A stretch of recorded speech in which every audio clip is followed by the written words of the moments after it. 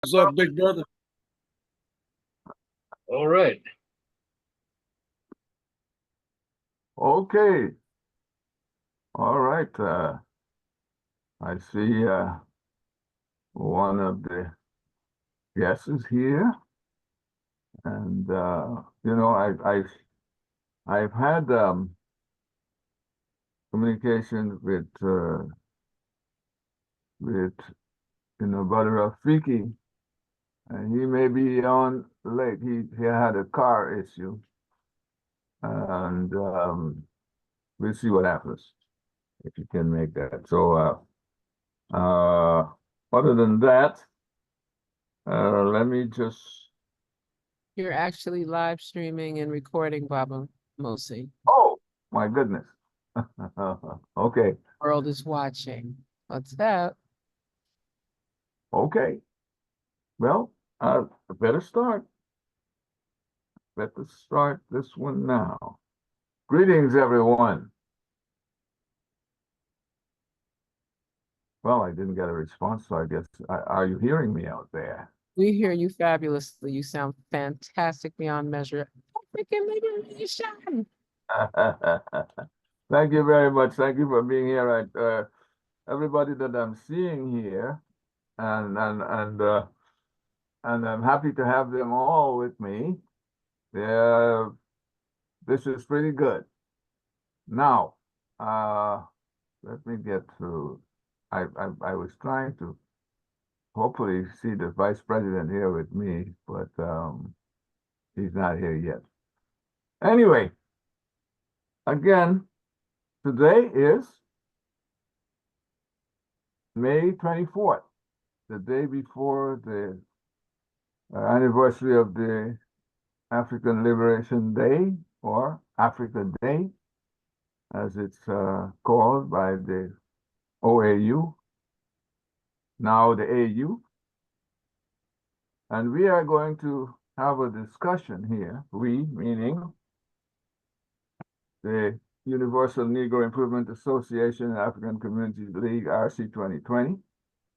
And we are channeling through the Facebook page as well as Zoom. Now, my guest, Bamboshi Shango, and well, the other guest is not here. Well, officially on my flyer. It's not here, but Brother Rafiki Morris, and hopefully he'll be on as well. All right. Well, this we usually start with an opening ritual, being the UNIA. That's what it's all about. And this is how we start. We do the official pledge to the flag, the UNIA flag, and the preamble to the Constitution. So let me quickly go over this while you bear with me. The official UNIA pledge to the flag. I commit my body, mind, and spirit to the protection, defense, and security of the red, black, and green. I dedicate my life to the redemption of Mother Africa and the liberation of her scattered Black children. I accept for myself and my descendants the teachings of universal African nationalism, and I promise that our children will be instilled with the purpose and knowledge of themselves as African people, in order that the cause of our struggle will neither falter nor fail until all Black people are free and united through one God, one aim, one destiny. Purposefully, I'm going to do the preamble to the Constitution, or of the UNIASL Constitution, because many people who may be streaming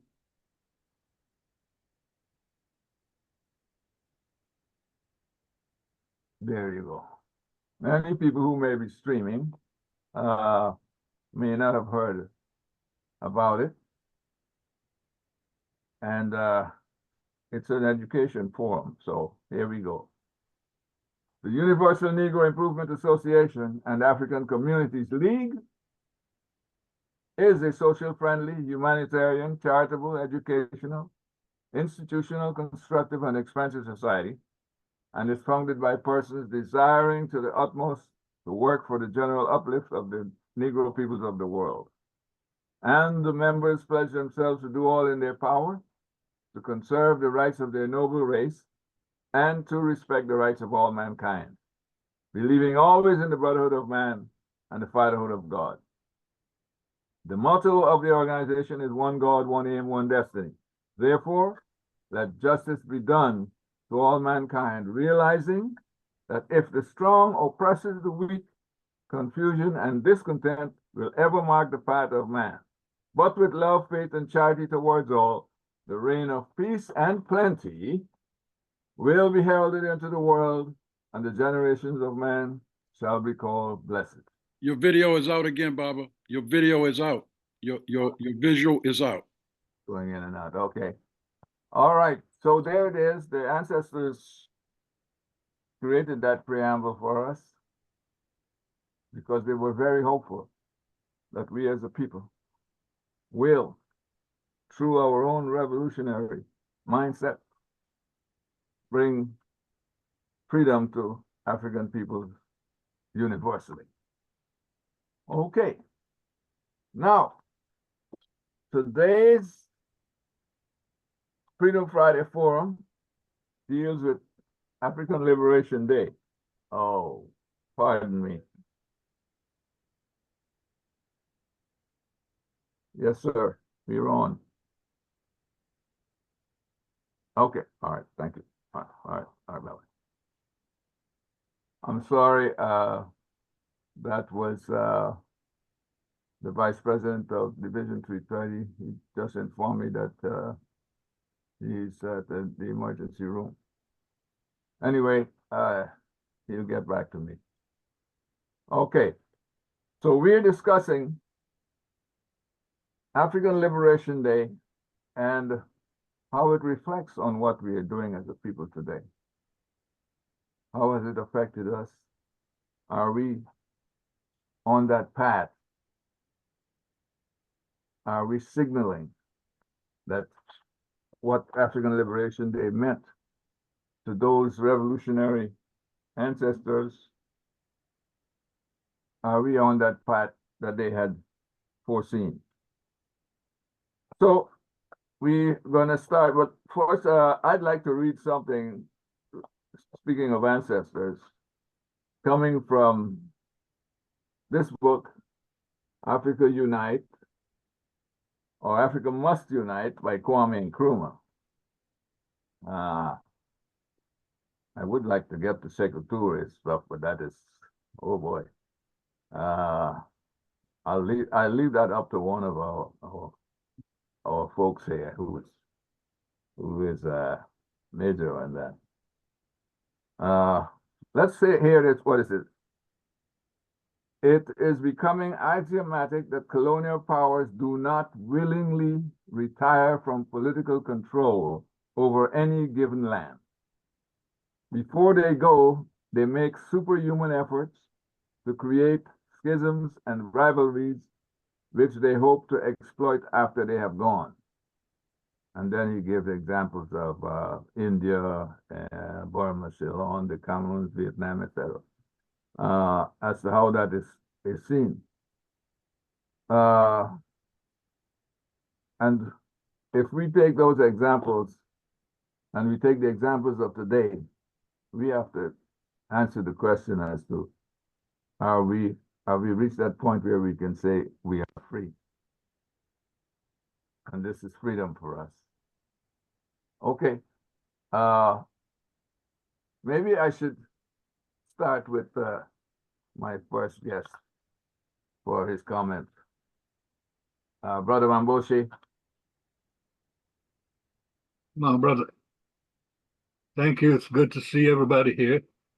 This is like a homecoming, meeting of friends. Brother Yeah. Julius, long time. I think your topic today is right on time for this moment. I would like to, if I may, just give some brief historical reference so that we can place this discussion in a historical context, but not isolated to a historical context.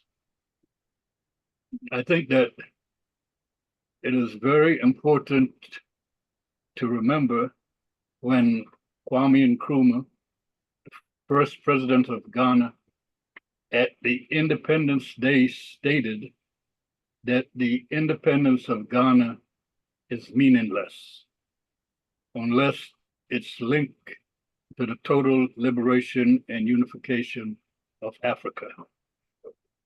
I think that to understand how serious he was about this, 2 years later, he was calling for an all-African people conference made up of most of the countries at that time who had gained independence, even flag independence, from colonialism.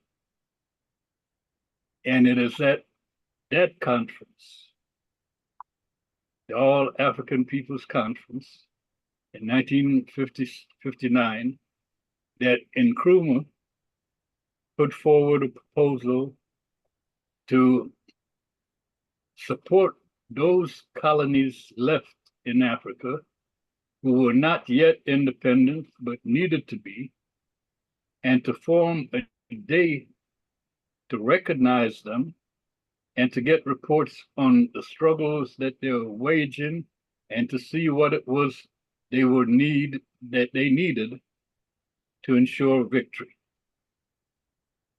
That day initially was April 15th, first African Liberation Day.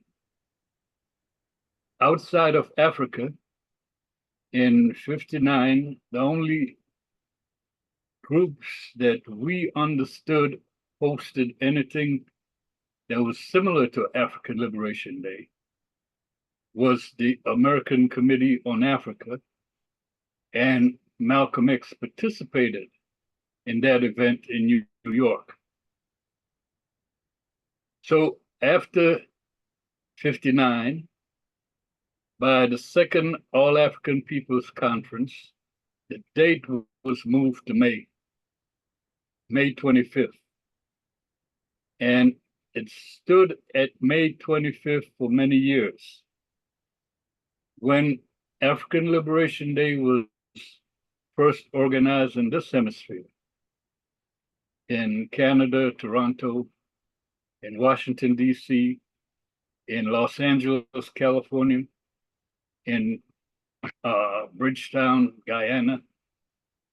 I'm sorry, not Guyana, Belize.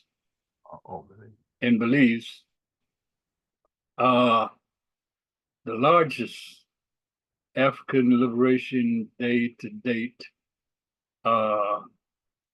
was a cumulative account of all of these demonstrations together. And in 1972, just to mention, in Washington, D.C., we saw over 72, I believe, different speakers on the roster, from congressmen to preachers to our dearly beloved Sister Nia spoke. So that was a gathering of people, of African people, genuinely interested in what was going on in Africa and how we could support and ensure a victory in their liberation struggle. Immediately after that successful African Liberation Day, in Detroit, the African Liberation Support Committee was formed. The next year, in 1973, the largest African Liberation Day was in Los Angeles. They hosted a fundraising concert that included Stevie Wonder, that included Oscar Brown Jr. and Gene Pace, a host of our beloved entertainers. They raised over $50,000 to send for the liberation movements. But like most of our successes, it also was followed by a shift, an attempted takeover in policy. And so, for the most part, we found that a number of people who were strong African nationalists in 1972, by 1974, thought that African Liberation Day was putting too much emphasis on Africa, and that we should be concerned not only about organizing the working class in the United States, but also about looking at an ideology that they felt would fit us, and they thought that ideology was Maoism. We often talk about the COINTELPRO of the right, the FBI, the CIA, etc. But very seldom do we look at and analyze the COINTELPRO of the left. And we must do that. We must do that. It became fundamentally clear that by 1976, the AAPRP saw a need to take African Liberation Day back to Africa. The first African Liberation Day organized in total by the All African People's Revolutionary Party and its allies. You can see again even the disturbance in this, because in 1976, 1977, and I do believe Julius was there was a march against African Liberation Day led by a couple of different white organizations who were shouting, Stokely Carmichael and the AAPRP, divide our ranks for the enemy. However, we got past that, and moving forward, we felt it was necessary to host a mass rally in Malcolm X Park each year to show to the people who came from around the country the necessity of understanding the minute details of the struggles that were taking place in Guinea-Bissau, in Angola, in Mozambique, in Zimbabwe, in South Africa, in Namibia. And so not only did we host a symposium in which people could get more personal and upfront with representatives of the liberation organizations from these countries and talk to them one-on-one, raise the questions they saw as important, but also that there should be mass rallies featuring our brothers from these organizations who could speak, because we also invited representatives of the diplomatic corps, which was the African diaspora, which was the Middle East, which was Asia, which was South and Central America. And many of these people, because of their diplomatic affiliation, their diplomatic passport, could not speak at a mass rally in the United States because that would be interfering in the affairs of a foreign country. However, they could speak at the symposium. So we had this two-tier, two-level arrangement going on where people came, were educated and left with understandings that they may not have had before they came.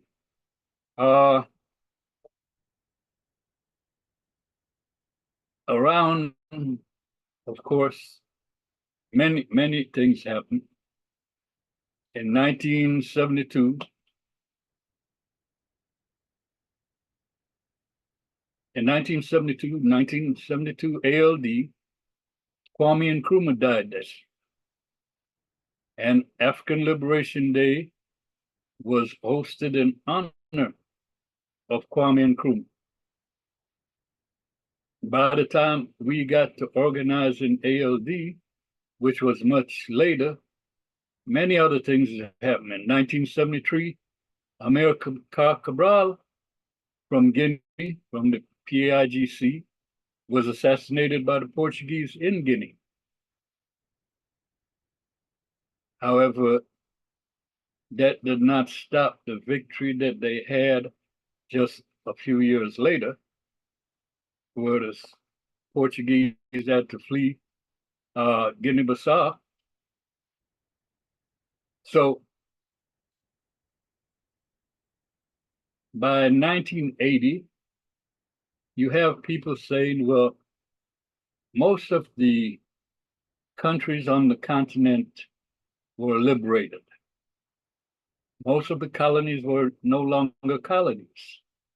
And so why should there still be an African Liberation Day? Why do we need to continue to try to understand these struggles? Well, first of all, it's clear that the revolution is incomplete. The revolution was not finished.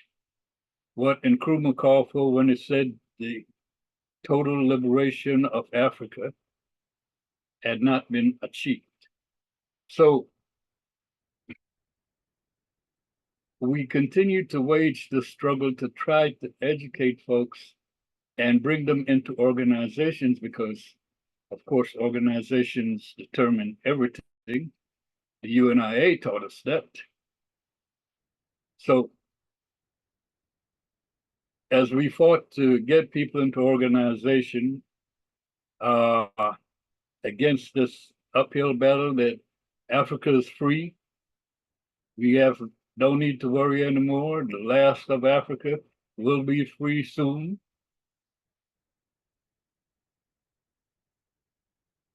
That was the essence of the struggle, but along with that essence was the fact that immediately after colonialism, immediately after flag independence, there was a uphill battle on the part of the past colonizers to create new colonies, colonies in which they themselves did not have to stand over the African masses. Instead, they found some African to do it for them. This is the situation we find ourselves in today. The struggle today is against neocolonialism, not just in Africa, around the world, even in our communities here in the United States. And, you know, I'm saying this, but you brothers and sisters know it anyway. So this is where the struggle becomes serious. This is where the struggle of what many people call the struggle over ideas is taking place today. The struggle over what is the correct way, the correct path towards the total liberation and unification of Africa. And there's been a explosion of Pan-Africanism. Some of it is serious and real. Some of it we don't quite know how to categorize. We don't know what it is. But if you look at AFRICOM, this year AFRICOM hosted African Liberation Day in many countries in Africa where AFRICOM bases were. So kind kind of stop right here because I know you brothers have a format and a outline for this, and I don't want to get too far off of it. Well, my brother, you're giving us, you're highlighting some of the main points in the history of African liberation. And you know, for those of us who you're seeing on Zoom, we may have an idea, or we may have to know, but we are also streaming on Facebook page. And there are a lot of people out there who are still not aware of the struggles. They don't hear it, they don't see it, and they're distracted by many other things. And so giving us the history, or giving us points from the history of the struggles of African people to liberate themselves, I don't think that there's anything extreme about what what you've been saying, in the sense of giving us too much. So anyway, as you've invited others, I would like to invite anybody who are listening to what Baba Bamboshe has just said, if you would like to add or continue from that, you know, you have the floor. Well, I just want to say real quickly, first, thank you, Bambosi, for joining us, and thank you for that history. That's very, very important, because we have people that celebrate the 25th and call it Africa Day. There's a lot of truth to what you said. The last things that you said are very important, because, you know, we're not liberated yet. So a diversion is taking place. Many people who at one time we may have thought that was with us and moving forward have gone in all kinds of directions, which is very critical, which we face today. But you stopped in the 80s. You didn't go all into the later part of the 80s, which is great, because it's important. And I know you remember the days when Charles L. James, you know, my teacher in the Garvey movement, was invited to the stage by Kwame Nkrumah in Malcolm X Park. That was one of the largest. Well, there was one that was much. It was several much larger than that. One time we had, I think it was Peter Tosh. But anyway, you had some real big events. And one of the things that happened with Malcolm X Park, for those listeners who are not in the DMV or in DC, is Bambosi said neocolonialism takes place everywhere we are. Well, that park was named by us Malcolm X Park. Those events of African Liberation Day was so huge with people. The whole park was surrounded. So those that don't know the history, with vendors, the whole inside of the park was loaded with Africans. There was tons of great entertainment and tons of political education that took place with many organizations, not just the All African People's Revolutionary Party. As Bambosi said, anybody organizing to uplift Black people in some type of organization, like the UNIA, in fact, many other groups, NBUF, all of them were invited and able to speak to our people. So it was a demonstration of unity amongst our groups, despite, or as some people say, unity without uniformity. But we had more in common fighting for our liberation. And despite the fact we all might not have ideologically been on the same page, we worked together. And it was very important. One year, the elders of Rastafari came to ALD. And I know Baba Mosi might even remember that, but I know that, yeah, I know you remember that. And Brother Muda Baruka and a whole crew of Rasta. So, but the point I'm making, brothers and sisters, is we're not liberated yet. We are more disunified in terms of physically because of the nature of the capitalist Urugu that block big events in Malcolm X Park.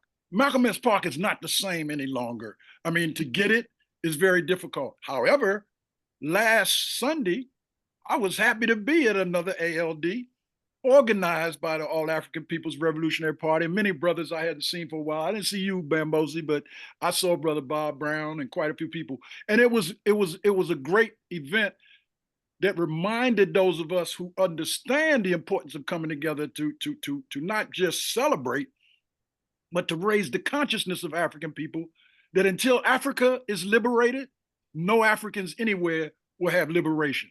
So I just want to stop on that point because I commend you. And we're going to an African Liberation Day tomorrow in Baltimore. So no matter who does it, and if I get to the podium, I'm going to speak truth to power, because the reality is we still need to liberate ourselves.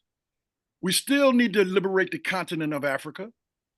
We still, despite, I call them nation states. I don't call them countries, because those boundaries that Urugu put in place are hurting us.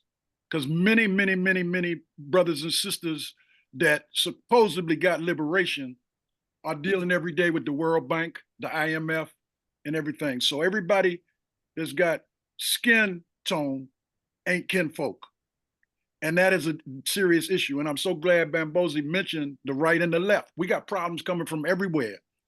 But the bottom line is we still pushing forward, and we still going to liberate ourselves, and we're going to take Africa back regardless. And the UNIA firmly stands today. UNIA Rehabilitating Committee, that's what we're doing. But we know that race needs to be rehabilitated, and our minds. We need to get back in our minds, Bambosi. So thank you so much for giving us that history. I'm going to stop on that point because I know others got something that they want to say. But I want everybody listening to understand we were on the one then, we on the one now, and we will always be on the one moving forward, regardless of whether we in the UNIA, the AAPRP, those of us that are serious about freeing up Africa and freeing up Africans are still moving forward. Our ancestors are waiting and watching. Children still crying and dying because we're still too apathetic to understand the real revolution has got to happen. Thank you, Brother Senor. Thank you, sir. Anyone else would like to break in there? Okay. All right. The understanding. Okay. Brother Julius. Yes. Right. All right. Welcome, Brother Bambosi, to see you again in the face. First person that introduced me to work study. I guess 1969. Riding a bicycle in the snow. I'll never let you forget that, brother. You came to make sure we got organized. But this Pan-Africanism and liberation,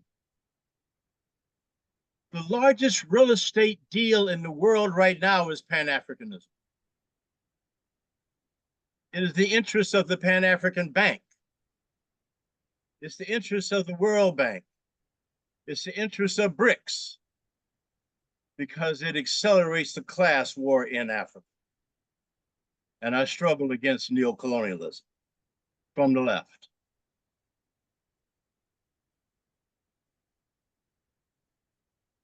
I'm gonna leave that one right there. We are in a struggle. Yeah. It's a class struggle.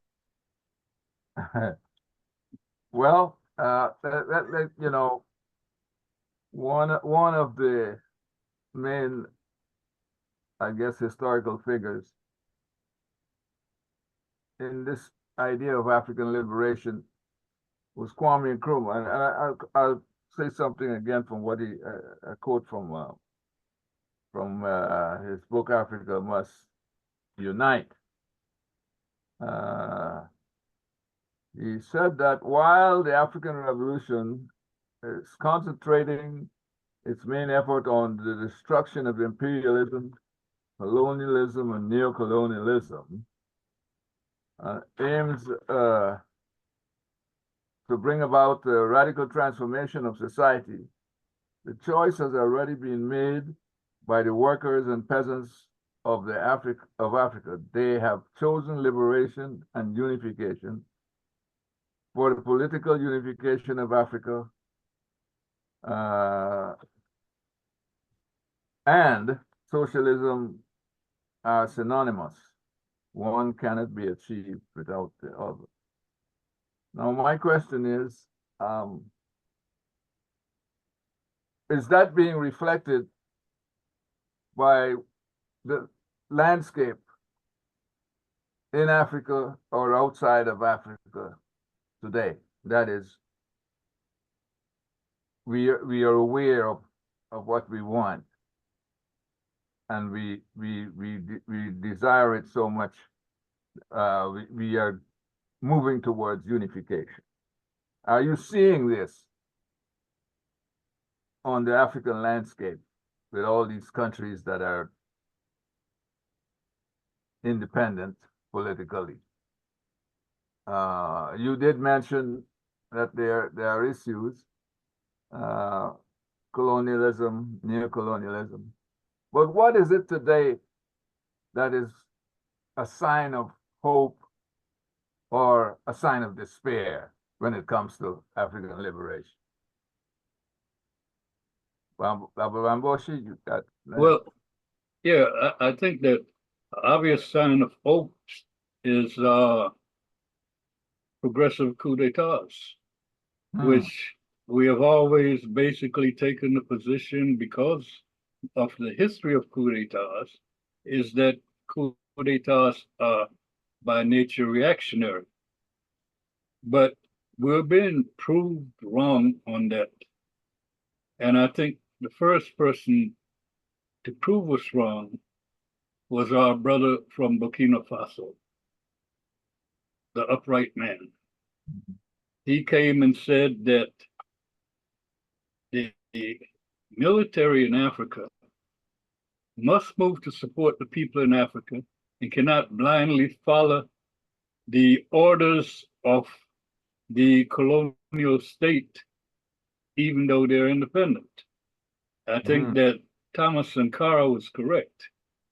And if you look at these current set of coup d'etats, you have one in Guinea with a man who was trained by the French Foreign Legion, who was trained by AFRICOM, and he has been asked by Burkina Faso, Mali, and Nigeria to join them.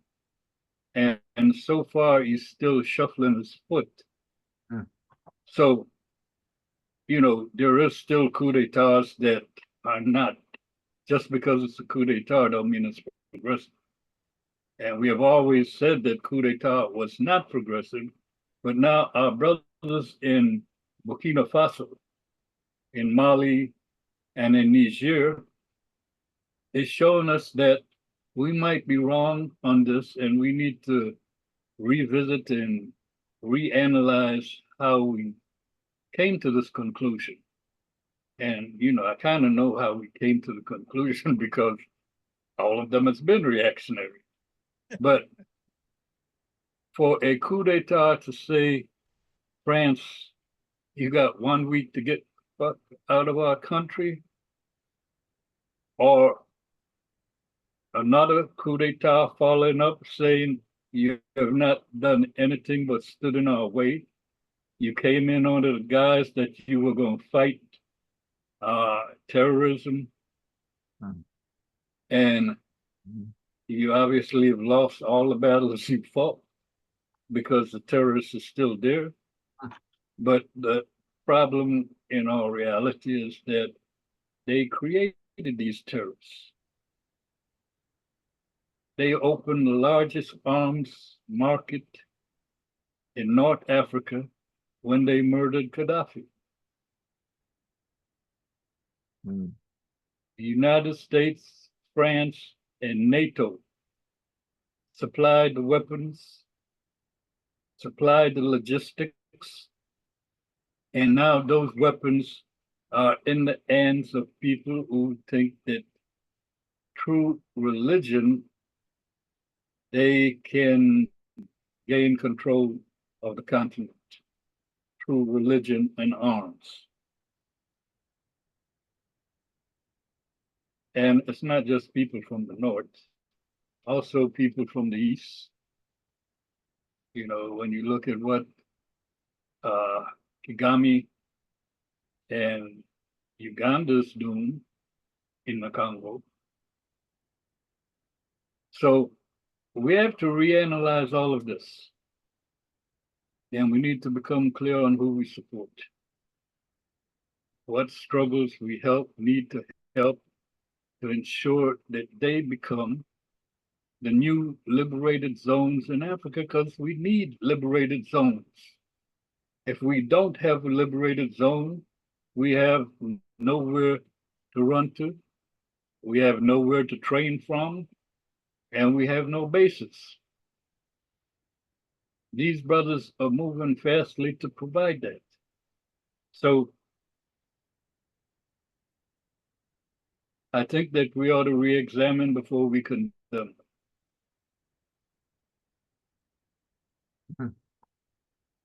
You know, I think we've somewhat been there before. And, you know, the AU, the African Union, I mean, that's why it was created. It was created to keep us free, or to work within the concepts that were brought forward in was that 1959 with the in Accra. Right. So, you know, how do we see AU performing? I mean, these young people who are, you said, creating a free zone, or is AU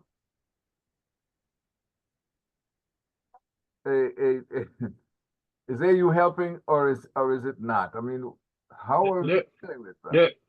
There's sectors in the AU that is doing some things, like the folks in Azania is taking a serious position which ensure that they will be sanctioned by the United States before the end of this year. Mm.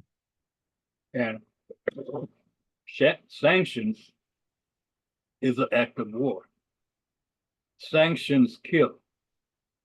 Sanctions killed hundreds of people in Iraq before the United States even fired the first shot. Sanctions are killing people today. I just returned from Cuba a week ago. And the sanctions that Trump has put on Cuba, that Biden has refused to remove, has squeezed Cuba, that for the first time since 1990, many Cubans are beginning to compare today with the special period. Mm. Special period is when the Soviet Union fell and the subsidies that they were given to Cuba was no longer available, and the United States claimed that because there's no subsidies and nobody to balance the power, that Cuba would fall within that year, 1990. However, the Cubans are very creative and very adaptive. And in 1990, when they couldn't get gasoline and couldn't get food, etc., they pulled out bicycles. Now, while I was in Santiago about 2 weeks ago, they had 3 blackouts. That's the first time I've seen blackouts in Cuba. I'm sure they've had them. But, you know, that is an indication of the amount of pressure that they're under because of the United States. So if they place these sanctions, they already have sanctions on countries in Africa. Zimbabwe been under sanctions for what? Almost 20 years. Eritrea has been under sanctions for almost the same. They intend to put sanctions on South Africa because South Africa brought the genocide case against Israel. Hmm. That's coming. Mm. Interesting. And South Africa tried to up the ante this week by one, forcing the court to issue arrest warrants, and two, by saying that Israel must let food in because starving people is a war crime. And it is. You know, you can't just take a population and corner them off and starve them to death. That's what they used to do in the 16th century. You attack the fort, made sure they couldn't get no food, and you wait, and either they die or they come out of surrender. So it's a war crime. And these sanctions currently is on over 60% of the world's population, including China. The United States have sanctions in different forms on over 60% of the world's population. You understand what this means? For example, in Cuba, you can't buy nothing with Cuban money unless you are able to find an ally outside of Cuba who will sell to you. And if somebody outside of Cuba sells you something, they can't sell it to the United States anymore. And if what they sell you has 10% of materials that are produced inside the United States can fine that country that sells you. So this is an extraterritorial law. It means that it doesn't just cover the United States, but it covers countries that has to do business with the United States. Banks. Mhm. If a bank outside of Cuba cashes a Cuban check, then they can't cash checks from the United States anymore. And even on the small level of the family, if you are in Miami and you got family in Cuba and you go back and visit and you come back to the United States, you can't go back to Cuba for 3 years. So if you came back and your mama died a week after you got back, you can't go to the funeral. It's insidious. To say the least.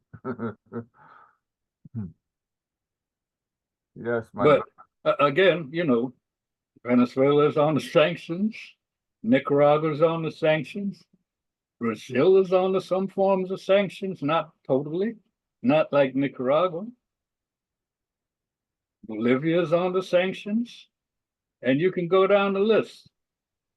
All of these countries that are on the sanctions are countries which America sees as being a threat to capitalism. Countries which are a threat to imperialism, and are countries that are doing good things for their people.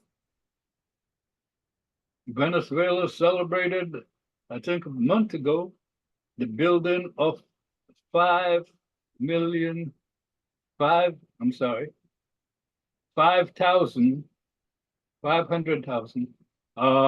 new housing units.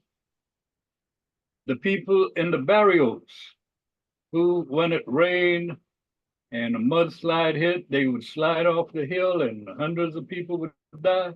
They now have apartments, brand new apartments. That is, you know, something that I would call progress. And if you look at all of these countries, none of them has declared war on anybody. None of them have gone to war against anybody.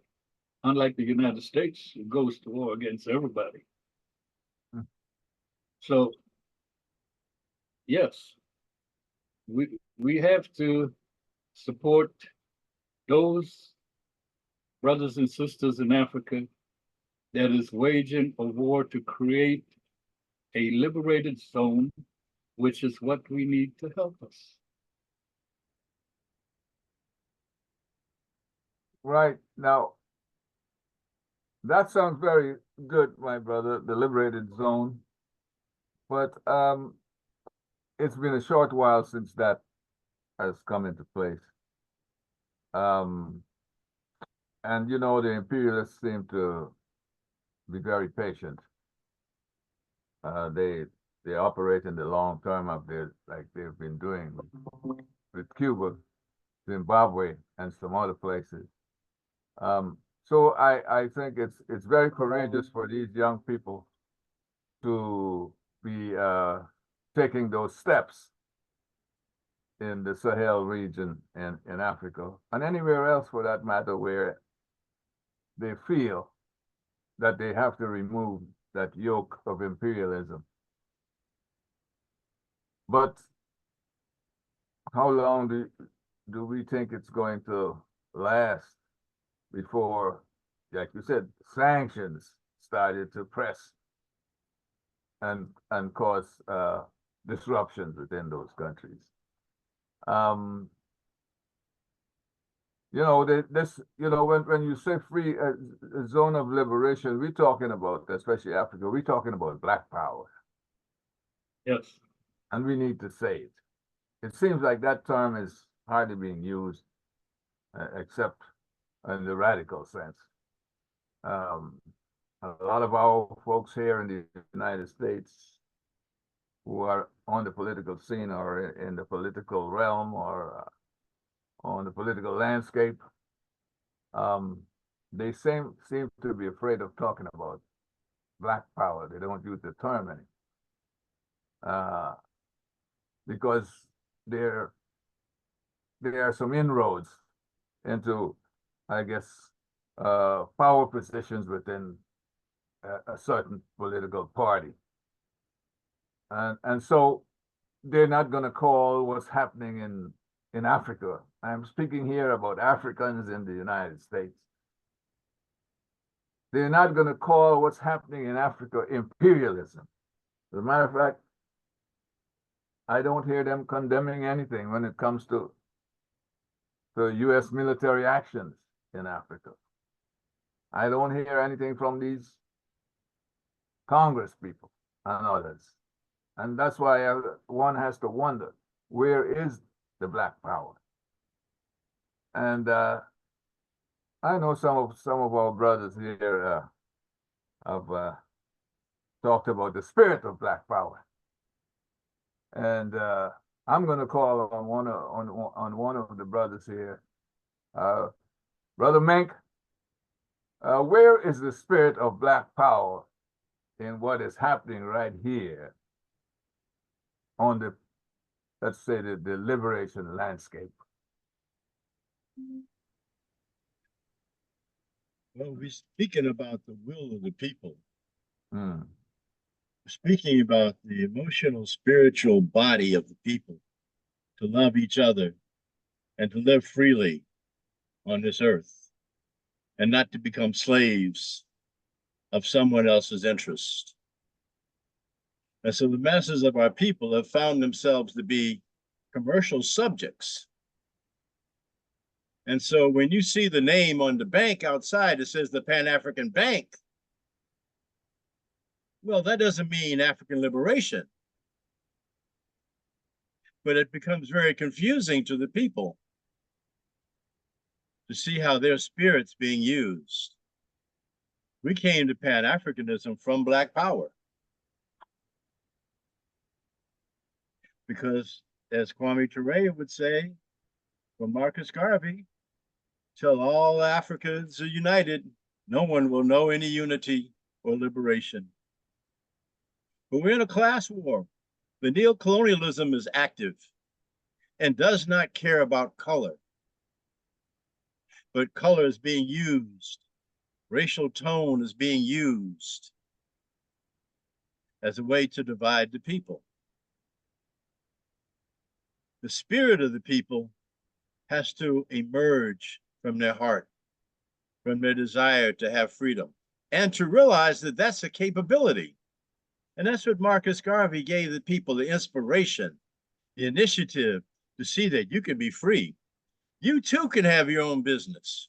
Marcus Garvey built a number of businesses. He put people to work so people could take care of themselves. The whole initiative with a liberated state is that the liberated state has to be able to feed its own people. As Sekou Touré always said, we don't have no debt unless debt is going to take care of our people. So all these loans that they're giving out, that's how neocolonialism operates, through loans. How can you be in debt to somebody that you have the wealth underneath your feet? And you can't commercialize it because you don't have a system of commercialization, which some people term a banking system. The spirit of the people has to emerge in a new economy, a new way to do business between themselves. As I think Dogati was talking about, he needed 35 passports to travel in between African states. You can't travel between African states. And the Pan-Africanists, those that are in business, would love for you to be able to travel between the states. So there's a reactionary war going on two sides of the right. And without our political organizations, without our consciousness that we're fighting for the liberation of our souls, of our minds, and of our bodies, and of our future, that's the Pan-Africanism we're fighting for under Black Power.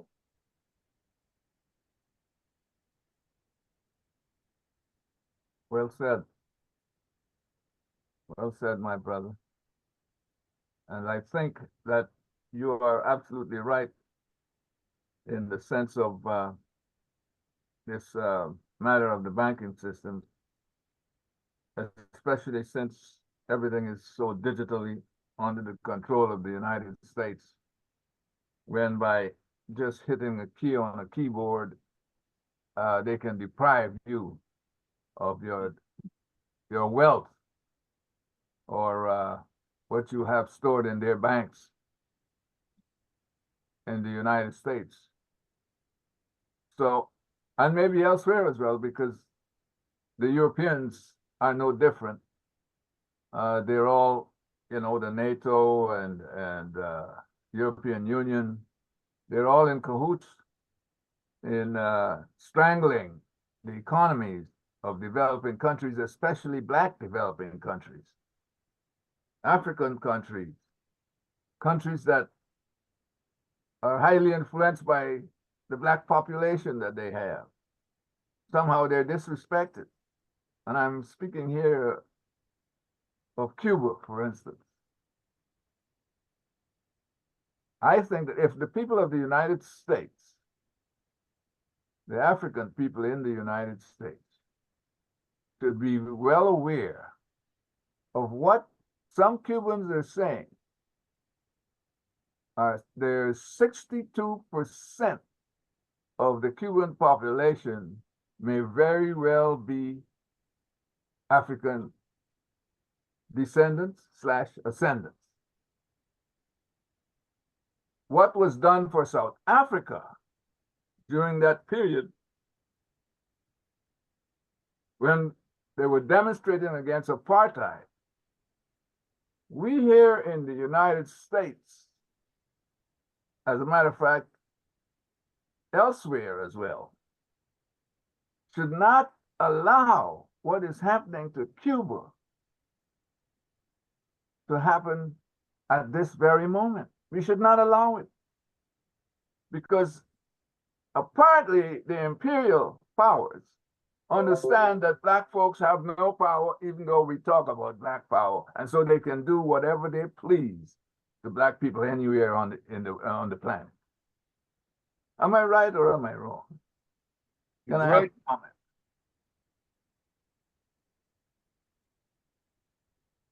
You're right, bro. Well, that's why a liberated zone must exist in order to originate Black power. Yeah. You have to have liberated zones. That means you have to control your own economy. You have to produce enough food to feed your own people. You have to produce enough tools and machinery that your people will be able to export a product that the world wants. not where you commercialize your natural resources so that you have land destruction and deforestation everywhere. This is the balance that the people's government has to be able to negotiate. We have to look at how Niger is going to be able to organize the uranium mining and industry. Yep. And see what concessions they're going to be forced into, or they might not take in order to make that kind of development grow. I do believe we ought to revisit Zimbabwe, who just last month issued a new currency based on the Zimbabwe gold. Yeah. And see what they will be able to do with this, because there's an entirely new stream of commerce that we're looking at, and it will also probably help in the aspect of the problems that, while created by capitalism, is not necessarily controlled by capitalism today, and that is global warming.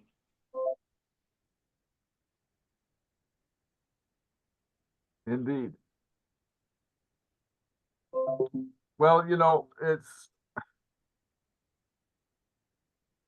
I would like to be hopeful, but like Brother Meg has mentioned, we need to be at a certain industrial level to be able to maintain a liberated zone. And therein lies our biggest problem. Again, the imperialists can deprive you of the necessities that will bring that into play. And that is an industrial zone. I mean, the Chinese have done it, but that's a They large close their country. borders to it. What can we say about that? How can Africa itself use China as an example of how they can liberate themselves and produce for self and trade with the rest of the world in such a way that they'll get the kind of respect necessary for them to stop being treated the way they're being treated today? They closed their borders. That's what Mao did. He closed the borders of China. That's what Sekou Touré attempted to do, was close the borders. Yeah. And the infiltration was across the borders. Monetarily, physically, arms, everything, money. Yeah. You couldn't maintain the Sili, which was the monetary currency that people exchanged. Exactly, because as soon as Sekou Touré died, France hit them with the CFA franc. Yep. Which is what they have today. But Sekou Touré did say one thing.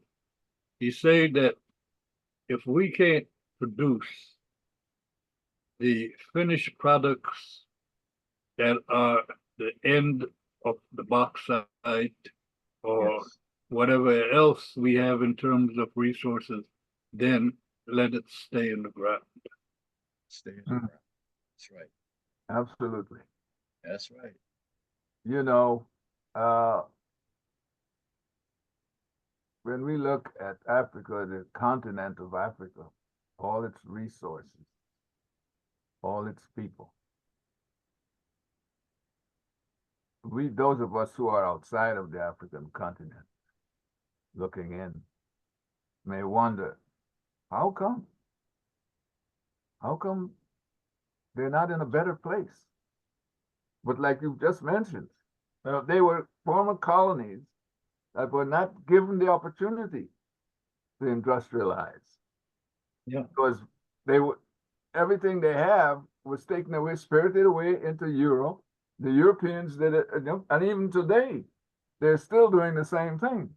And I am referring now to the Democratic Republic of the Congo and what is happening there, the mischievous stuff that's going on there. Mr. Lugard, the governor that was head of the military colonization of Nigeria, Mm. when he was moved from India, said, "We have learned our lesson. Do not industrialize these states, Mm. because then they can move to become self-sufficient." So Africa was never allowed to industrialize the same way that India did. Ghana built an aluminum factory thinking they were going to get bauxite from Guinea. No bauxite ever came to that aluminum factory. And Alcoa helped finance the revolution against Nkrumah. Mhm. Oh, yeah. I Well, know that in 1975, 76, we had a working IBM computer that had those big tape reels and punch and card reader that we wanted to send to Guinea. Mm. And there was a constant back and forth between the Guinea embassy and Guinea of materials that the people in the embassy were sending back, and then products from Guinea, food, etc., were brought. And so there was this container that the price remained the same, and all they had to do was fill it up. So we were going to try to put that computer in that container. However, the federal government said we couldn't do it. They said that we cannot get license to send technology to Africa like an old ass IBM computer. Mm. So you understand why we're underdeveloped. It's Right, it's so, yeah, yeah. it's purposely done. It's what I'm thinking, and it's what I'm wondering as to why is the AU not operating in the way that it's supportive of African states trying to develop themselves from anywhere they can get help. And I'm trying to refer here to, let's say, Russia, China, or any other country that is willing to cooperate with the African nations in bringing industrialization. And I would go as far as to say, my brother, that the AU is a nest of neo-colonial agents. And that those who are not are inside the AU struggling to survive. Yeah, I want to say something here. Brother Singo. It's Garveyites, man. We all know exactly what needs to be done, but until we get our Africans' mental minds together to understand the importance of self-reliance and dealing with building industry ourselves. Now, there are some things going on, and I know for a fact, and I'm not going to go too deep, but because the technology is different today, Bembozi, than it was yesterday. We have engineers and brothers who can do 3D technology, and they can build anything on the continent, anything. And it's happening, but it's not happening enough. And that means the Garvey movement needs to be very clear. First of all, I'm going to say we got no friends, y'all. Sorry. I'm sorry. I take that position strong. We got no friends. So I'm not looking outside of us. We need to look inside of us, and we need to build from what we have inside of us, because we have all of the expertise today that we didn't have during the time when Garvey had millions of the masses of people. So that type of work is going on. But we need to educate our African people's minds to understand the importance of what we're talking about here, so it develops. And that's in Africa, that's here, that's everywhere. And I want to be clear, all, skin folk ain't kinfolk. We got a lot of our own brothers and sisters who have been Europeanized or Uruguayanized, and they have become as much of the colonial problem as those other folk. Okay, So we can't look at Black power. And I'm coming back to what Julius is saying, is looking at Black faces. Blacktricity is based on what you do and what you create and what you build. And we have, despite all this what's going on, y'all, that's what we have to do. So there's small pockets. In fact, Bambozi, people talk about Garvey never went to Africa. Well, the Garveyites in Africa today. We there. I'm sure the AAPRP is there. We there. But y'all said liberation zones. We have small pockets of things being done. We just need to get the mass of our people, particularly our young brothers and sisters, minds right so they understand and overstand. Like I said, we got no friends. And I'm not advocating that we don't take whatever we can from whatever, because we talk about reparations, but the reality is till we repay ourselves, it don't matter. We can't emulate white capitalism with Black capitalism. We have to educate our brothers and sisters of how those systems are failing. They're fighting each other. Garvey said, while they fight each other, we need to be clear. Whichever one of them win, they coming to get us, period. They're already all at us now. So we're being killed right now as we speak, through food, all kinds of ways we're being killed. So we must fight back, going the natural route, which is dealing with our own selves. And as they say, know yourself. So that means if our people don't know themselves, our job is to try to get them to know themselves, by Mosey and Baba Mosi. So I hear everything we're saying, but the reality is all skin folks ain't kin folks. And unfortunately, that's a big issue today. You got a lot of people going back to Africa, but they're going back to Africa without Africa in their minds, without self-reliance in their minds, without really using our engineers to build factories, to do the kind of things we say others are doing. And teach brothers and sisters that without the land on the continent, nobody around the world will survive. And instead of us allowing it to be raped and used, abusing humanity, we need to change that, where we take control. So when we talk about the Congo, we don't need to go to war. We being warred on. We at war. But anyway, I'm gonna stop right there, Baba Mosi. So we can't be pipe dreaming. We got to be realistic about how we move forward with the revolution. I hear you. Baba Mosi, I think Dr. Chinzai has her Yeah. hands up. I was about to say, we've got to hear some, and also as well, Dr. Julie. I had a question, and I'm sure she may want to say something as well. Green Mother. Greetings, everyone, and I hope you can hear me well. I really want to thank everyone for, it's like asante. There's a lot of information that's being shared, and to have elders that were actually remaining on the front line in regard to African revolutionary principles, being unapologetically Pan-African, recognizing that Pan-Africanism must be, or there's a lot of, that term Pan-Africanism or perish is very real, because we're seeing what's happening in the community. I just wanted to come back to a few things that were shared. I think it's really important, and a lot of the links as persons are speaking where we can find information, we're placing that for our viewers and listeners inside of the Facebook platform.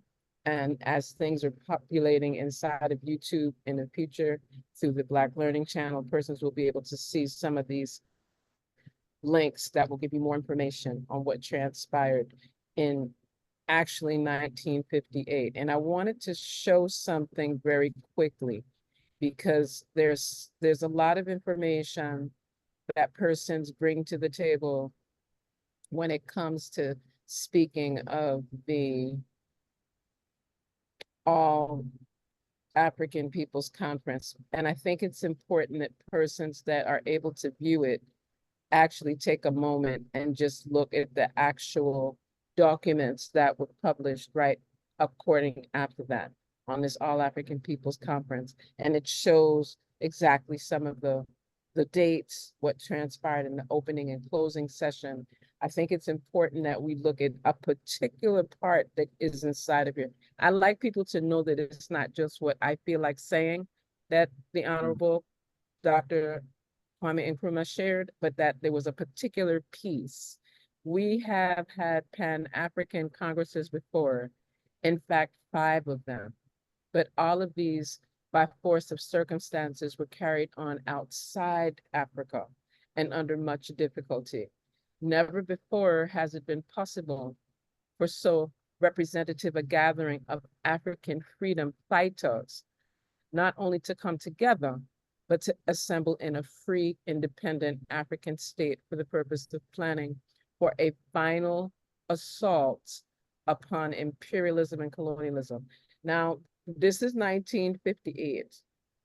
I think it's really important that persons really recognize that what has been shared here, the various gems of wisdom and truth that are being offered here, it's really critical for persons to look at what transpired at that particular convening, what transpired between 58 and 63, because it shifted from just less than a dozen pre-independent African spaces, nation states, to more than 30 in less than 5 years. And I think that persons need to be really clear on what brought brothers and sisters together in the African continent, around the African world. I don't just say diaspora because that just seems like that could be another conversation.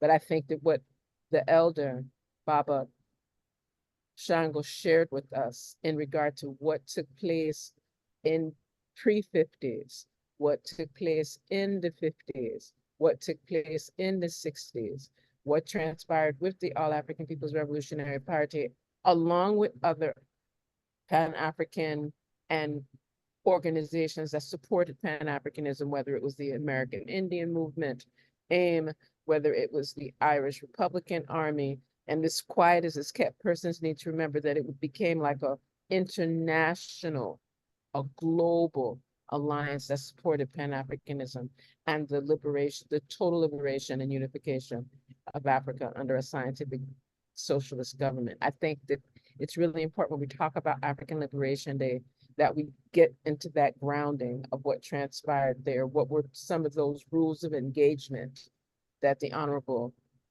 Dr. Kwame Nkrumah brought forward, and the types of relationships that he had with brothers and sisters literally around the globe. It's like whoever he went to school with, whoever he knew from Lincoln University or from any part of the Caribbean, Canada, the US, etc.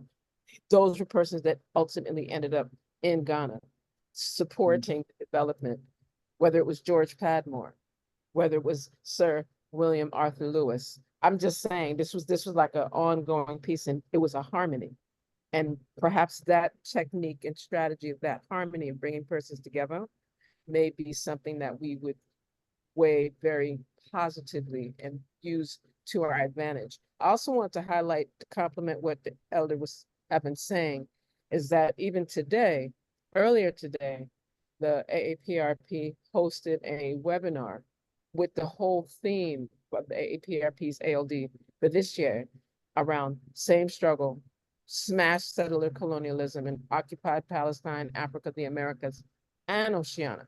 I just want persons to get clarity so they do not think that this is something that just kind of went on in a small portion of the African world, and that we shouldn't acknowledge African Liberation Day and this season of African liberation throughout the entire month of May with the same type of importance that we give to all these other holidays and observances that have absolutely nothing to do with people of African ascent.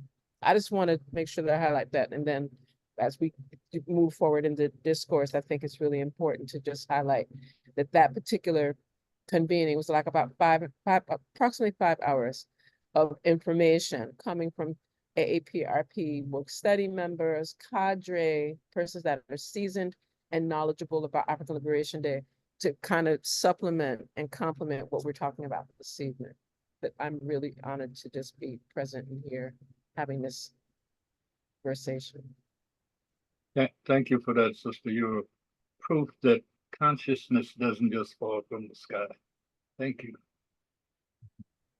I think Thank it's you for your remarks. memory to recognize from a race first perspective the Bandung Conference Right. in 1955. That's when the class divide happened. I mean, what did it mean to be Black power? That way gave to the ascendancy of Nkrumah. Because there's Africans all over the world. And at the Bandung Conference, that was an African conference. Hmm. Mm. So I just want to add real quickly. I'm not Papa taking. Senkor, Let me just add this one point to something Dr. Chen said real quickly. I want people to know also President General William Sherrill was with Kwame Nkrumah in 1957, y'all. A lot of times that gets wiped out. I just want people to understand that the unity just didn't happen through us. It happened through some of the ancestors that came before us, like she was saying, and like we were saying. So William Sherrill was there. President William Sherrill, the President General of the UNIA, was there. People talk about Jesse Jackson and all like that. I want to make that clear. But I'll stop right there, Baba Mosi. Thank you. okay. Dr. Julie, Hey, good evening. Yeah. So I just wanted to put a little piece to it, and this has been a very fantastic conversation this evening. Decolonization starts in the third eye. It starts in the mind, and it absolutely must take into account the brilliance and the beauty of being Black. One of the ways Yurugu has been able to deconstruct our movements is by convincing certain members of our community that there's something deficient or something less than in our nature, in our DNA, in our creations. And that is how they have been able to carry out over 67 assassinations of different African leaders by other Africans. You don't necessarily have a huge white colonizing force armed, taking control of the government itself. You get people who come in to the governor's office or the prime minister's office and assassinate a Black leader. Every time a African leader began the steps to initiate an African currency, somebody came in to assassinate them. So it is our culture and it is appreciation for our heritage and our history that will liberate us mentally to the point where we're able to build with one another and create economic systems that are based on the commodities that we own and control, and develop means of trade that will allow us to industrialize, but not industrialize in terms of the European mentality where you have to monetize every little thing and monetize it to the point where you take a commodity that you pull out of the ground and then you send it to an industrialized nation where they manufacture something from that commodity and then try and sell it back to you. That has to end. We have to take care of the basic human functions, take care of the elderly, take care of children, develop schools that teach from our philosophy and our sensibilities. When you take care of the children, you are taking care of the future. It's absolutely crucial. So, inculcating our children with a love of their Blackness, and I'm gonna say this, I make Julius laugh sometimes. You cut me in half, I'm Black to the bone. And I was born like that. So at a certain point, we must understand that their systems of definition of who they are versus who we are, we need to understand that we are the people who created all things in this planet. And we could talk for days about the Anunnaki and the other systems, other peoples who have come and infiltrated our civilizations. But when we begin to take a deeper level of analysis to our history, we will be so much better off. They will eventually disappear because they are derivative of our DNA. So we take the steps to cultivate a new spirituality that is based on our culture and our history, and things will get better, and it will get better very soon. That's all I got. Thank you. Thank you, Dr. Dooley. Well, you know, we from what you have said and coming from what Queen Mother Tindera has said, and our description of the conditions existing today, I'd like to go back towards something I read, because we're talking about how we are acting today. And this goes back, I mean, this is coming from Africa Must Unite Again, where Dr. Nkrumah wrote, "It is my deep conviction that all peoples wish to be free, and that the desire for freedom is rooted in the soul of every one of us. A people long subjected to foreign domination, however, does not always find it easy to translate that wish into action. Under arbitrary rule, people are apt to become lethargic, their senses are dulled. Fear becomes the dominant force in their lives. Fear of breaking the law, fear of the punitive measures which might result from the unsuccessful attempt to break loose from their shackles." And I'd like to stress on the word punitive. That's where we find a lot of our folks, not in the continent or anywhere else, the Caribbean and other places where African people are in positions of governance. And I can't use the word power, because every time I think power and I look at what's happening, is it really power? They're in positions of government accessible to the imperial powers and dominated by them as well. So after reading this, it seems we have not changed. Give me something to hold on to when a little bit of change that you have noticed somewhere that we can take out with us this evening before we close. Yes. Well, Can I speak?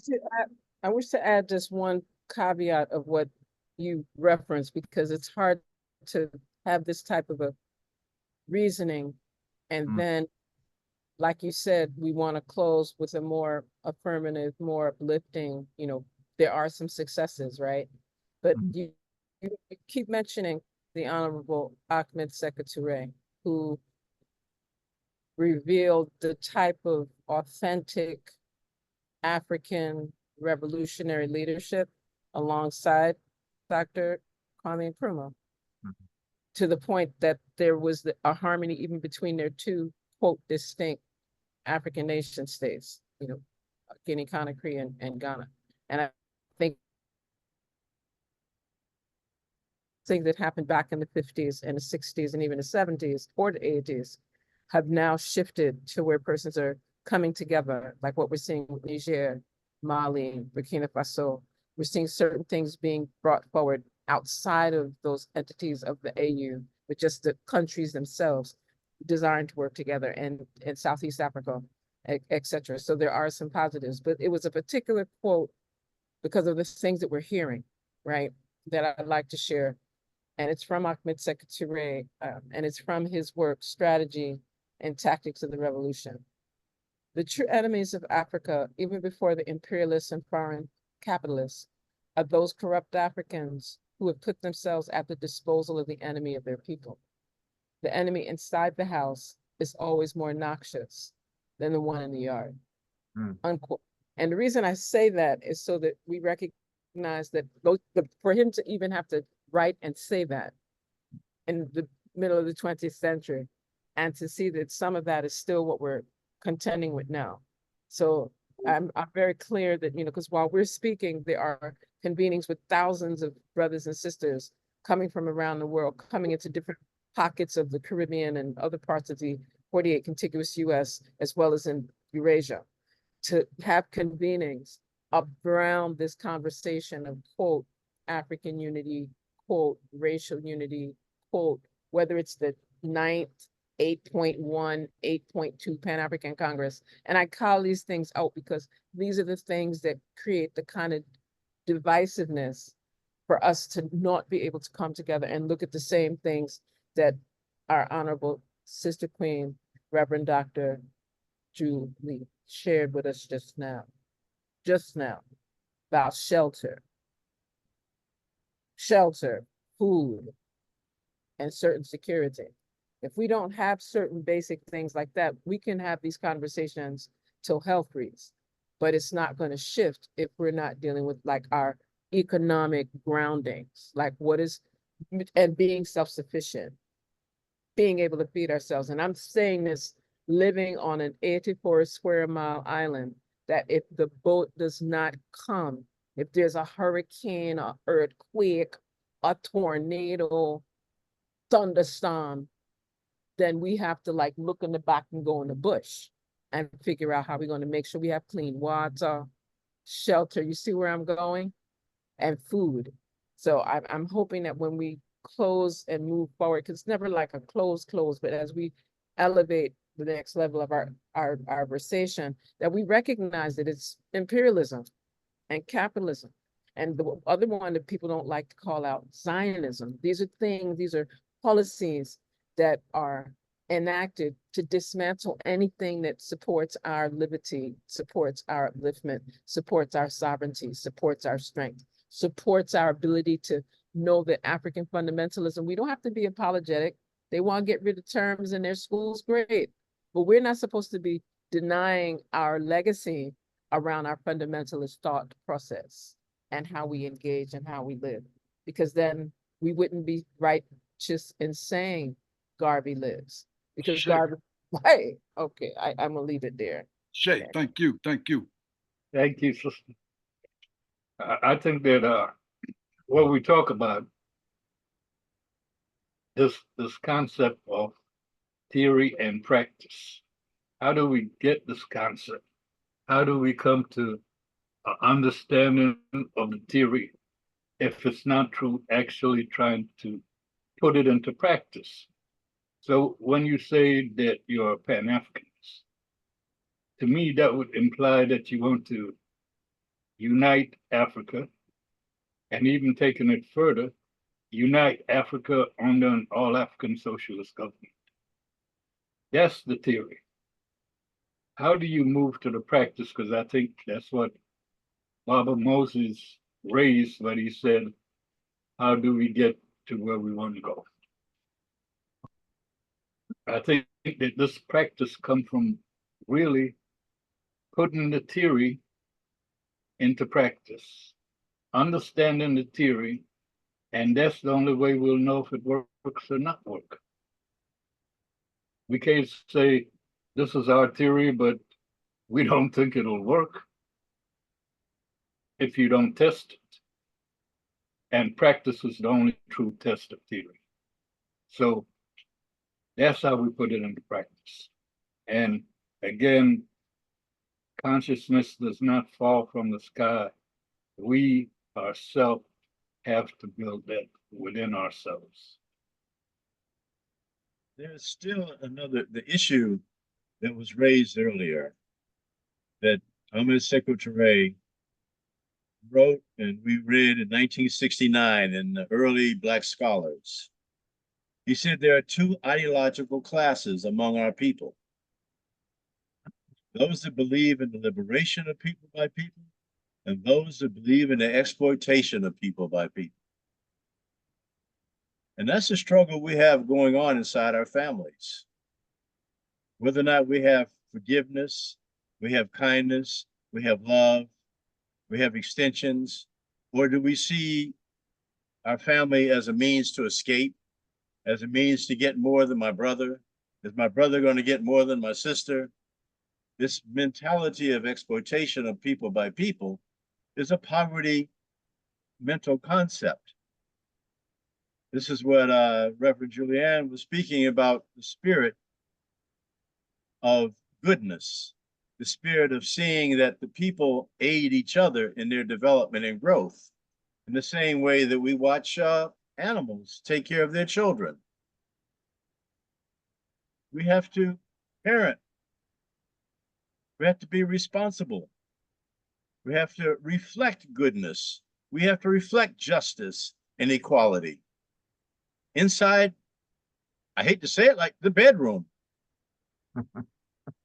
Because this comes down to the same gender issues of whether or not men see women as some people they should exploit for their own good. These are all the elements that come into the decision of whether or not you see people as a means to an end, or whether or not you see them as wholesome human body to live with, that we benefit each other, that we grow with each other, we expand each other, and our consciousness expands into political states of goodness that can afford themselves, that can take care of themselves, that can export their products around the world, and are known for their goodness, and known for their righteousness, they're known for their honesty, they're known for their fair trade. Race first. Thank you, sir. Very well. Thank you, bro. As you know, Sekou Touré says there are two classes, people class and the anti-people class. Kwame Ture used to say that brothers and sisters need this consciousness, and we got to have undying love for them. And we got to try to bring them home. And we got to struggle with them and try as much as we can to bring them home. And if we can't bring them home, we offer. Thank you again, Brother Bamboshi. Thank you, brother. I want to say that we may, from our discussion here, people who are outside of those of us who are radically Black may want to think that we don't understand what is happening in the world. Now, because of all the power that's coming from the Europeans and the North Americans. Now, the history is clear. Military science is what is the dominant power, really and truly. When you have a currency that is backed not by gold or by the resources we have within our continent, but is backed by military science, then we understand that besides industrialization, there comes that issue of militarization, because you have to defend yourself. You've gained independence, you've gained liberation, but you have to defend it. I think the brothers in the Sahel region understand that, but and that is why they are making certain moves to ally themselves with people who can aid them in defending themselves in case the colonial powers try to do to them what they have been doing in the past. It's left to be seen. But I understand clearly that Africa does not lack people who are, intelligent, skilled, and talented. We can see, let's take, for instance, that nation called Nigeria. I know Brother Senghor is going to tell me that state called Nigeria, with its 80+ million people population. They have Nigerians in the United States. I don't know if the people outside have been paying attention. We have Asians. We have all kinds of people coming into the United States from around the world. And Nigerians are dominating the educational system. they've got more PhDs coming out going to Nigerians in the United States than anybody else, including Asians. Now, I don't know what they're doing with all that, but this is to say that we've got the talent, we've got the skills, and like what was said before, Queen Mother, Dr. Julie, and Baba Senghor even. And I mean, it's referenced by others. It's the mind. It will take our minds to come to the understanding that we also have the power if we put our minds together for unity. I am hopeful, but I don't know if this will happen in my lifetime. But I think that Africa has that core of population that can take us out of this miserable situation we are in. And we just have to keep doing what we're doing, I think. And those of us who are in the UNIACL, RC 2020, and who follow the philosophy, who are steeped in the philosophy of Marcus Mosiah Garvey, and that is unifying and self-reliance. We understand that clearly. But we also understand that it's very difficult.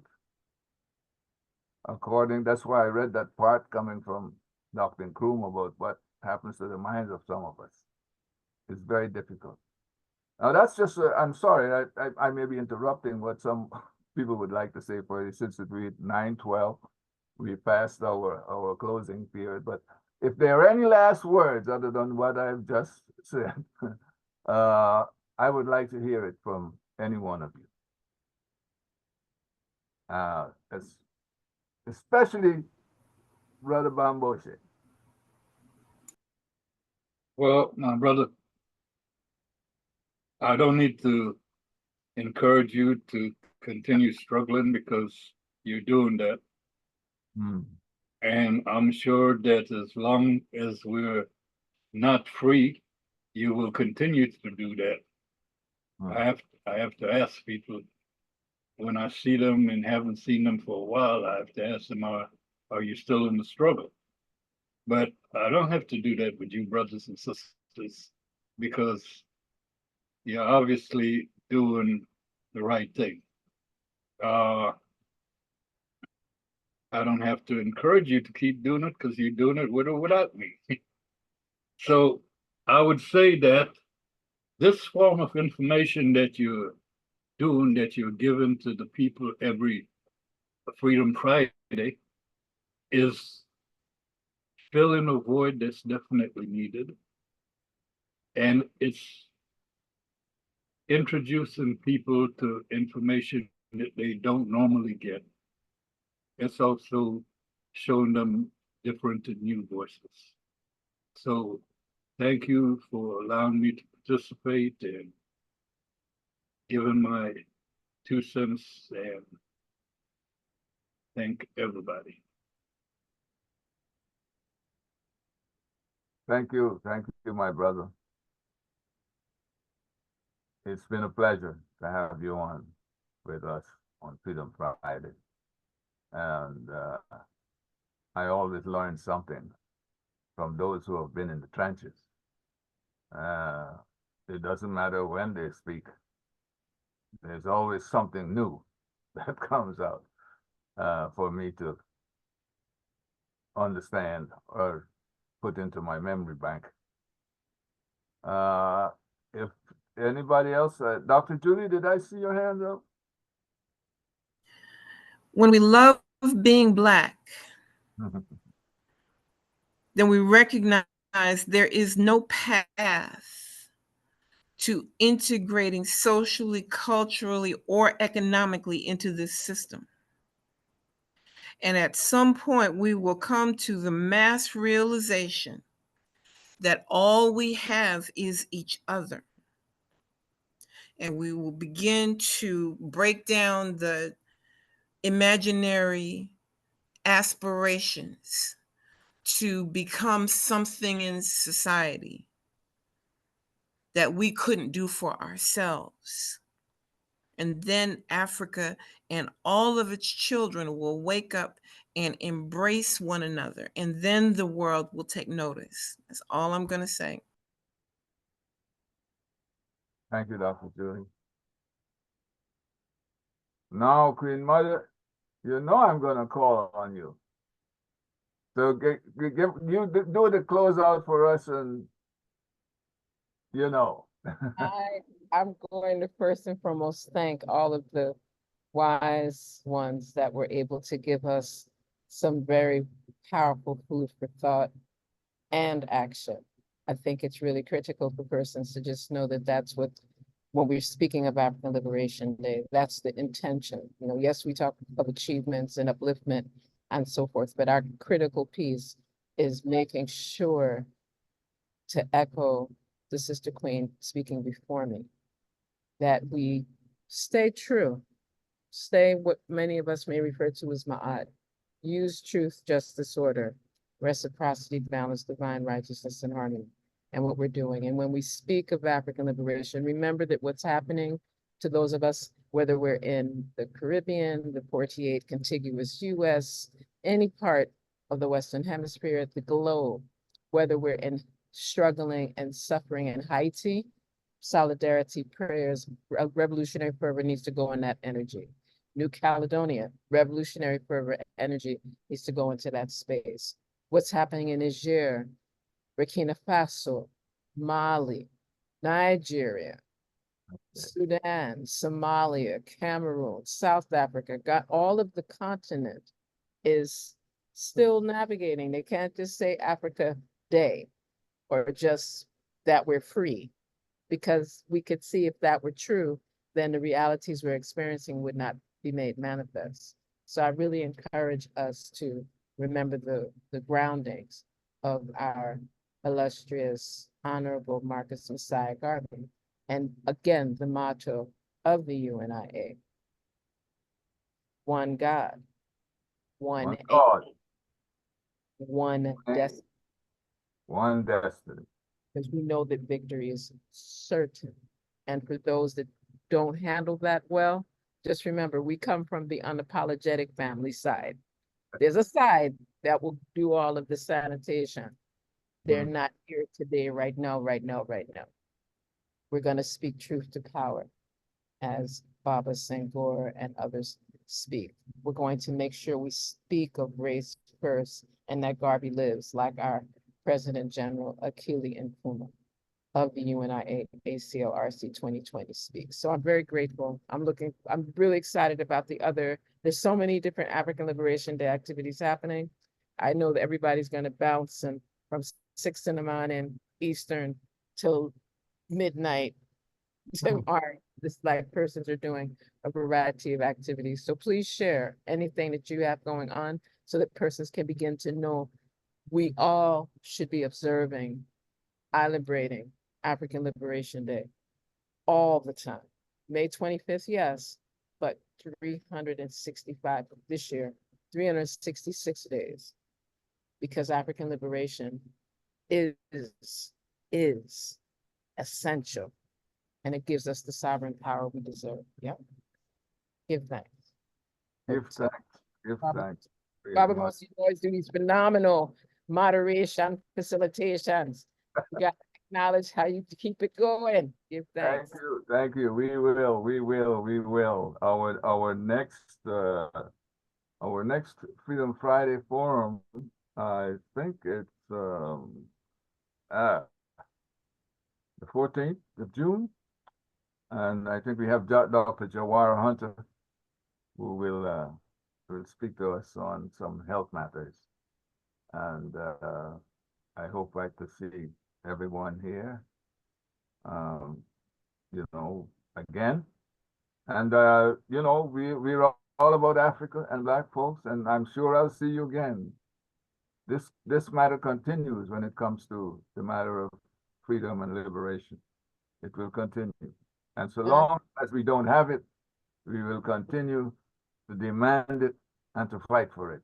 One God, one aim, one destiny. Thank you for being here again, everybody. Please, blessings. I think we need a shout out for Brother Rafiki. Make sure he's safe. Yes, please. And I also would like us to, keep our brother, Congo Africa in the light because he